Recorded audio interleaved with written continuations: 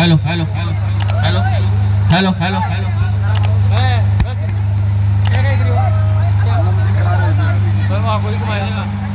Hello hello hello hello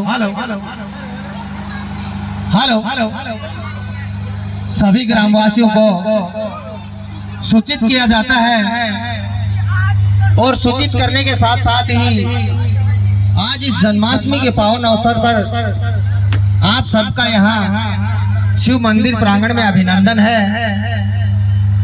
आप समय के अनुसार यहाँ आएंगे तो जो कार्यक्रम हमने रखा है उसकी शुरुआत हम 8 बजे से पहले ही चालू कर देंगे।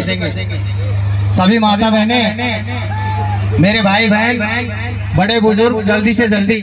तो चलिए अब अधिक जानकारी हम जानते हैं कि जो ये जन्मोत्सव है, कृष्ण जन्माष्टमी यहाँ मनाई जा रही है सैनिकपुरा बड़ी रानी में, ये कब से है, इसकी हिस्ट्री के बारे में हम जानते हैं। तो हमसे जुड़ गए हैं निरंजन जी। हेलो सर, स्वागत है आपका पीडीएस न्यूज़ पर।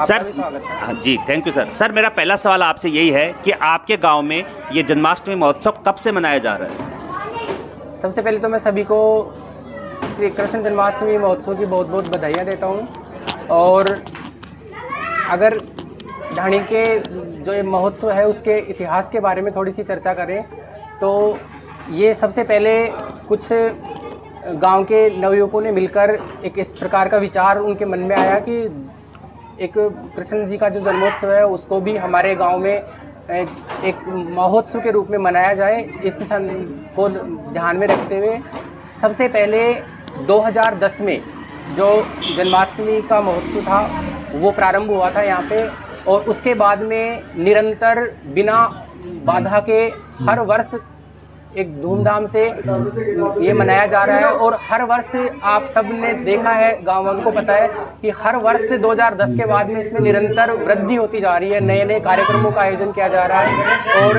जो भी सबकी राय होती है उस हिसाब से एक बहुत माहौल बना के इसका आयोजन किया जाता है। और सभी इसमें 2010 में सभी जो ग्रामवासी हैं उनका निरंतर सहयोग बढ़ता जा रहा है।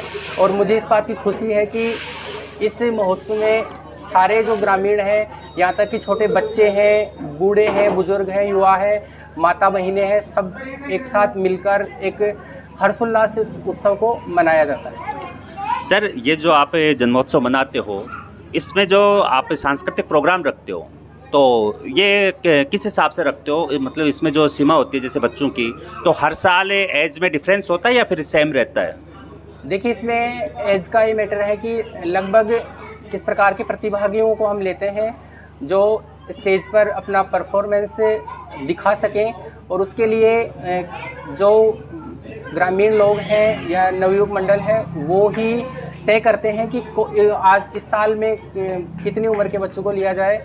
और जहाँ तक लगभग है कि न तो कुछ ज़्यादा बड़े बच्चों को लिया जाता है और ना ही एकदम छोटे बच्चों को। तो हमने इस बार 5 साल से लेकर 15 साल तक के जो बच्चे हैं उनको प्रतिभागी बनाया है।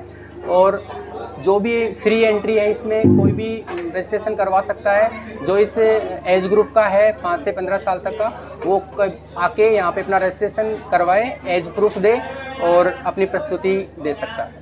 तो सर ये जन्मोत्सव की तैयारियां कब से शुरू कर देते हो आप?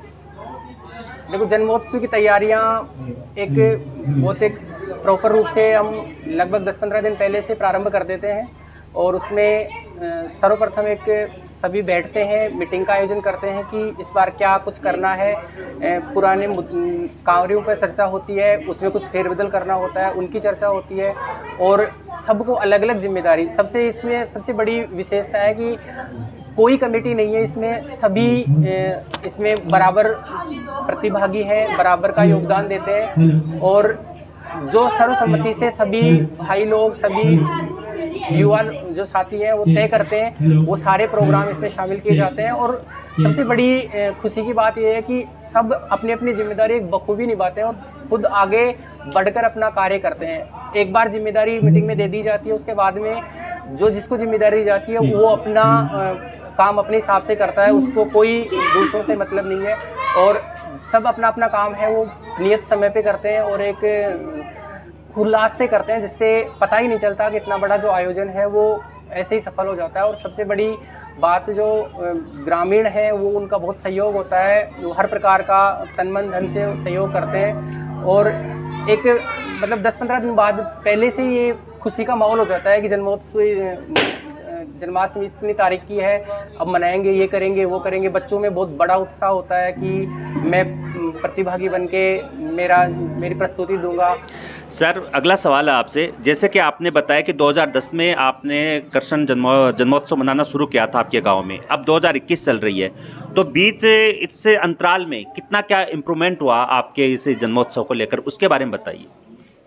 देखिए 2010 में जब हमने प्रारंभ किया था तो एक थोड़ा छोटा प्रोग्राम था। हमने उस समय में प्रारंभ में मेरे को जहाँ तक याद है कि हमने पूरे नगर में गांव में एक झांकी बना के कृष्ण जी की पूरे गांव में घुमाई थी और उस हिसाब से पूरे गांव को दर्शन करवाए थे। फिर ये क्रम 2-3 साल चला। फिर हमने सोचा कि अगर हम जाते हैं पूरे गांव में, अगर हमने एक जगह झांकी सजा के दर्शन करवाया जाए तो अव्यवस्था भी नहीं होगी और आराम से दर्शन भी हो जाएंगे। तो फिर 2013 से निरंतर झांकी हम यहाँ सजाते हैं मंदिर में और सभी आते हैं और दर्शन करते हैं और प्रसाद वितरण होता है। और प्रारंभ में कुछ प्रसाद का भी जो कार्यक्रम था वो थोड़ा कम था, फिर धीरे धीरे हमने उसमें भी वृद्धि निरंतर की, सजावट की वो निरंतर होती जा रही है,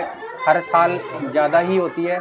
लाइटिंग वगैरह डेकोरेशन होता है, सारा निरंतर उन्नति करते जा रहे हैं। और ये आशा है कृष्ण भगवान से कि ये प्रोग्राम है वो निरंतर ऐसे ही सालों साल चलता रहे और जनता है उसमें ऐसे ही निरंतर बढ़ चढ़ के भाग लेती रही हो, सहयोग करती है। जी सर, जैसे कि हर बार ही सांस्कृतिक प्रोग्राम होता था या फिर जैसे कि कई जगहों पे मैंने देखा है, मैंने रिपोर्टिंग भी की है, तो जैसे कि कभी कोई कृष्ण लीला दिखा देते हैं, कोई और धार्मिक दिखा देते हैं, भगवान कृष्ण से जुड़ी कुछ लीलाएं होती हैं ऐसे, तो आपके यहाँ हर बार बच्चों के द्वारा ही प्रस्तुति दी जाती थी या फिर आपने भी ऐसा कभी किया कि कृष्ण लीला जो?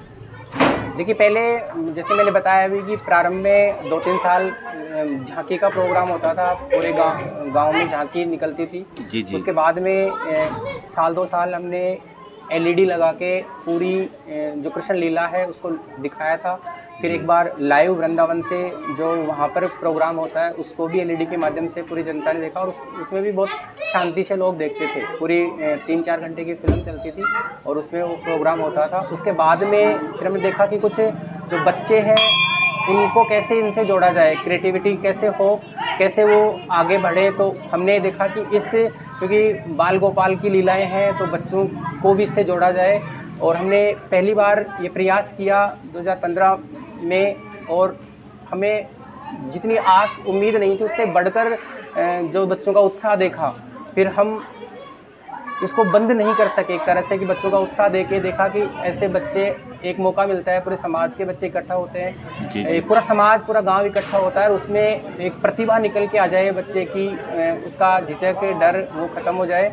तो उस हिसाब से फिर हमने ये निरंतर 4-5 साल हो गए कंटिन्यू इसको रखा जाता है और तब से ये बच्चों का प्रोग्राम है और सब लोग भी इसको बहुत सराहना करते हैं इसकी और सब लोग इसमें उत्साह से काम करते हैं। इसलिए हम निरंतर 4-5 साल से ये बच्चों वाला प्रोग्राम है वो रख रहे हैं। तो सर ये तो नेचुरल सी बात है कि आपने बच्चों को एक अच्छा प्लेटफॉर्म दिया है ताकि यहाँ पे इस स्टेज पे आके बच्चे अपने आप को मोटिवेट करते हैं और तैयारी भी करते हैं ताकि आगे जाके वो उनको एक बड़े प्लेटफॉर्म पे कोई झिझक नहीं, हेजिटेशन नहीं रहता है। ये तो बहुत ही है। सर अंतिम सवाल मेरा आपसे है कि ये जो आपका प्रोग्राम है इसको लेकर जैसे जो बच्चे यहाँ परफॉर्म करते हैं और बाद में फ्यूचर में जाके, जैसे कि मान लीजिए जो बच्चा 2015 में परफॉर्म करके चला गया, नेचुरल सी बात है, वो काफ़ी एज्ड भी हो गया, बड़ा भी हो गया है, तो कभी कोई फीडबैक बच्चों के द्वारा आपको मिला हो कि सर आपके कारण से आज हम बड़े स्टेज पे चले गए, ऐसे फीडबैक कोई आपके पास आए हो तो उसके बारे में बताइए। हाँ देखो, सबसे पहली बड़ी बात तो है कि हमारा उद्देश्य बच्चों को आगे बढ़ाना भी है और साथ में जो हमारी संस्कृति है, जो हमारे धार्मिक चीज़ें हैं उनसे जोड़ना। बहुत सारे बच्चों को पता नहीं होता कि कृष्ण भगवान का जन्म क्या है, ये क्या थे, कौन थे। लेकिन जैसे ही इस माहौल से वो जुड़ते हैं, अपना परफॉर्मेंस देते हैं उस क्षेत्र में, नृत्य के क्षेत्र में, तो वो आगे बढ़ते ही हैं। साथ साथ में उनको सांस्कृतिक जो सरोकार है अपना, उससे भी वो जुड़ते हैं। कैसे एक गांव में इवेंट होते हैं, किस प्रकार का ये माहौल है, क्या क्या हमें सीखना है, कैसे अनुशासन में समाज के कार्यों में हमें निभाना है, तो सारे हर चीज़ उनको सीखने की मिलती है।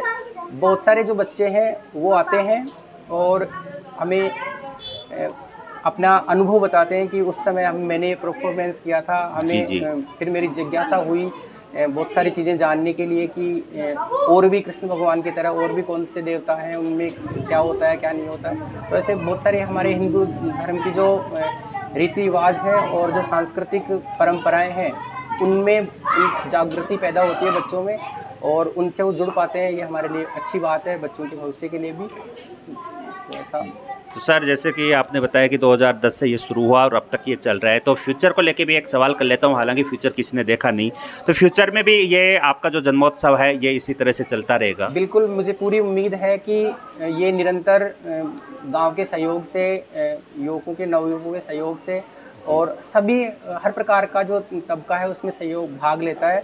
और मुझे पूरी उम्मीद है और पूर्ण विश्वास है कि ये जो प्रोग्राम है वो जन्माष्टमी का वो निरंतर चलता रहेगा और ऐसा ही सहयोग मिलता रहेगा, आपका सबका सहयोग मिलता रहेगा। और मैं उम्मीद करता हूँ और पूर्ण विश्वास के साथ कहता हूँ कि ये प्रोग्राम है वो निरंतर चलता रहेगा और उत्तरोत्तर प्रगति पर, उन्नति पर ये चलेगा। थैंक यू सर, आपने जानकारी दी। बहुत बहुत धन्यवाद पीडीएस न्यूज़ चैनल पे आने के लिए।